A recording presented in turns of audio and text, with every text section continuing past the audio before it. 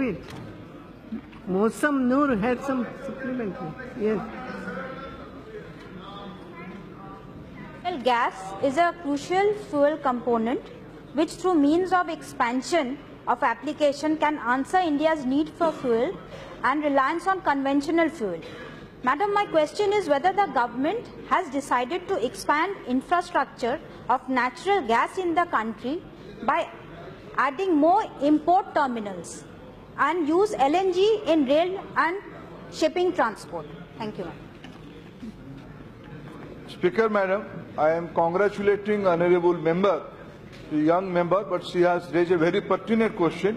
Government is actively considering to use LNG as a transportation fuel in the major transportation hall, whether it is in mining sector, whether it is in railway sector. Government is very much considering this proposal. This is a very new and very effective, cost-effective and clean proposal. Apart from that, she has also raised one question: what is the expansion plan of government? She would like to know. She will be more than happy in the eastern part of India. For the first time, this government is spending more than 15,000 crore rupees on the laying of pipeline. Apart from that, in the eastern coast, there are one LNG terminal has already started its work at Dhamara in Odisha. Another proposal on another LNG terminal is coming out at Noor in Chennai.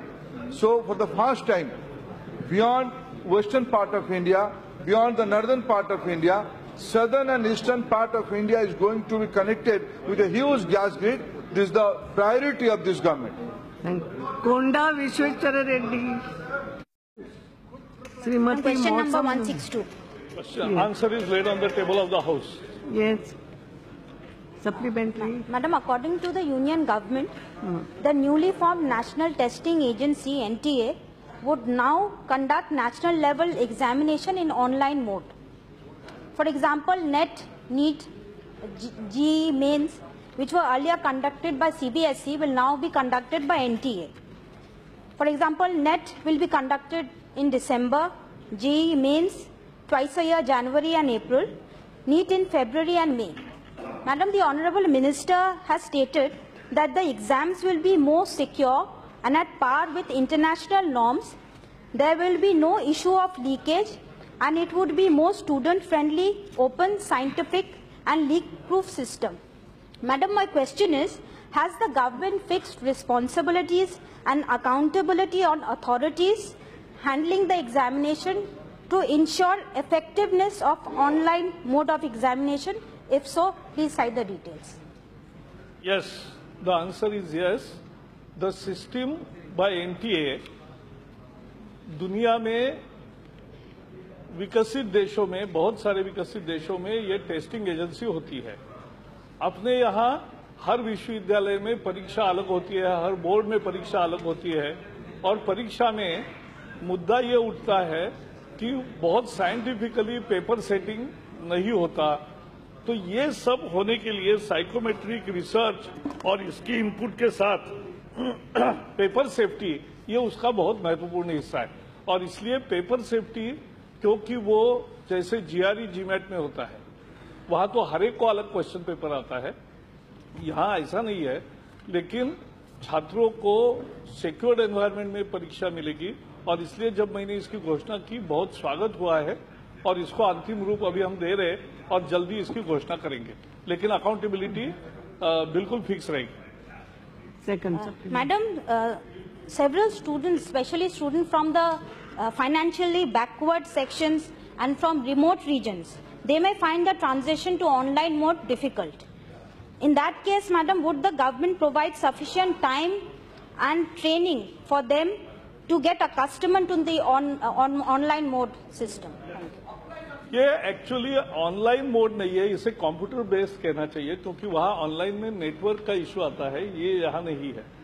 इसमें एक format तैयार किया जाएगा और जो सभी को computer पे डाउनलोड करते आएगा. तो कॉलेज में कंप्यूटर है, स्कूल में कंप्यूटर है, जहां नहीं है ऐसे रिमोट एरियाज में उनके लिए भी पहले ट्रांजिशन होने तक 1 वर्ष उनका भी ऑप्शन देना है क्या, ये भी तैयारी कर रहे हैं, हम विचार कर रहे हैं। लेकिन उसके पहले सभी जगह 3000 से ज्यादा जगह ये जहां से स्टूडेंट्स आते हैं परीक्षा में, उनके लिए विशेष सेंटर्स भी रहेंगे। जहां जहां जिन कॉलेजों में है वहां वो आकर शनिवार रविवार को सितंबर से प्रैक्टिस करते जाएंगे, क्योंकि माउस का ही उपयोग करना है। जो लिखित प्रश्न है वैसे ही लेंगे, उसमें आपको हाथ से सर्कल करना है, यहाँ कंप्यूटर से करना है, इतना ही है। यानी उसमें लिखना और बाकी फैमिलियरिटी नहीं है। तो ये 3000 सेंटर्स पे करेंगे और ये भी विचार कर रहे हैं कि पहले वर्ष जब ट्रांजिशन हो रहा है तो इसका भी ऑप्शन रखें। Thank you.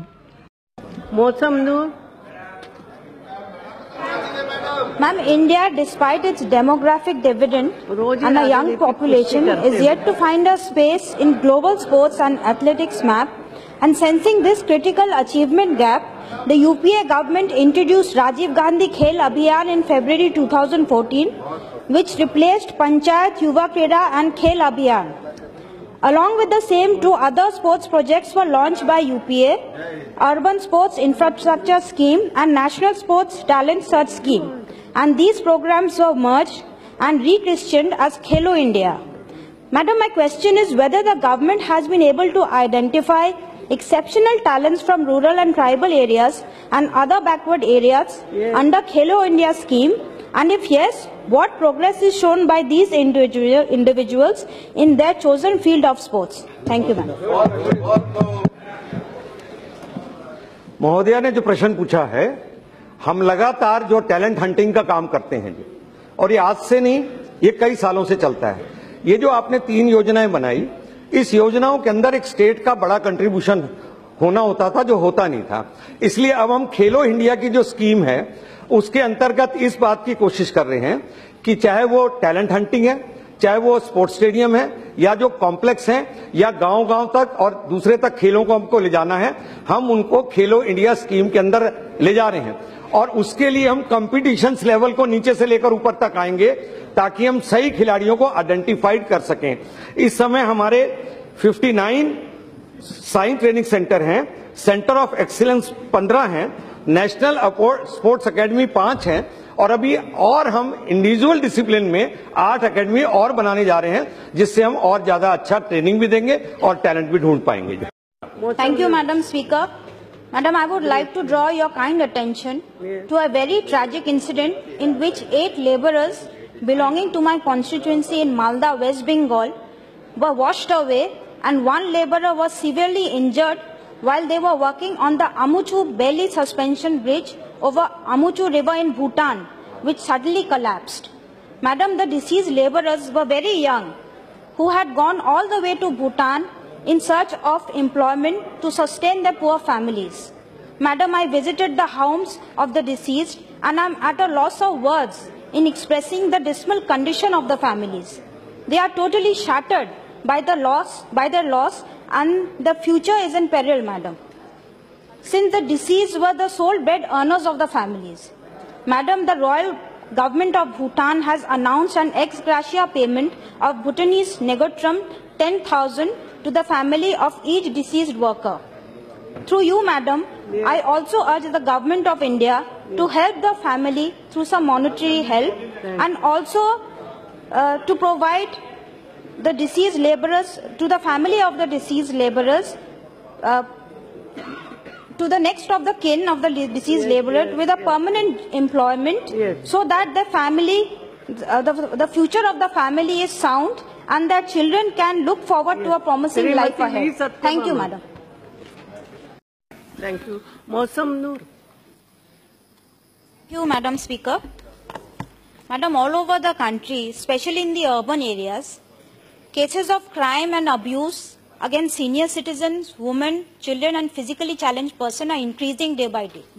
Madam, my question is whether the government is planning to establish fast-track courts, especially to expedite cases involving these people, especially to give them justice. Thank you. I think, sir, that is a very, very, I would say, sensitive question. You are very right. It should be the bounden duty of all, the government of India and the state government, to ensure that legal access and redress to these vulnerable sections is given. And the proposal of establishing more than 1,800 fast-track court, which my distinguished MO has just mentioned about, is a part of that process. And we are trying to sensitize all the state government to fast-track it. Kalyan Banerjee, बहुत आभारी रहूंगी, धन्यवाद। थोड़े में बात फटाक से बोलो। मैडम एक मिनट। हाँ। मैडम मैं आज उत्तर मालदा मेरा जो संसदीय क्षेत्र है उसके एक जरूरी विषय पे मैं कुछ बोलना चाहूंगी। मैडम सामसी रेलवे ओवरब्रिज 2012 को रेलवे बजट में सैंक्शन हुआ था। 6 साल हो गए, आज भी काम शुरू नहीं हुआ है। मैडम सामसी का जो रेलवे क्रॉसिंग है, हर दिन घंटों भर लोग वहाँ फंस जाते हैं। स्पेशली मैडम स्टूडेंट्स, पेशेंट्स बहुत देर तक वहाँ अटके रहते हैं। मैडम सामसी का जो ये रास्ता है, ये पूरा मालदा को नॉर्थ बंगाल और बिहार से कनेक्ट करता है। बहुत जरूरी रोड है। ये हमारा बहुत लॉन्ग स्टैंडिंग डिमांड है मैडम। ये आपके माध्यम से मैं सरकार को अनुरोध करना चाहूंगी कि जल्दी ये काम शुरू कर दें। Thank you.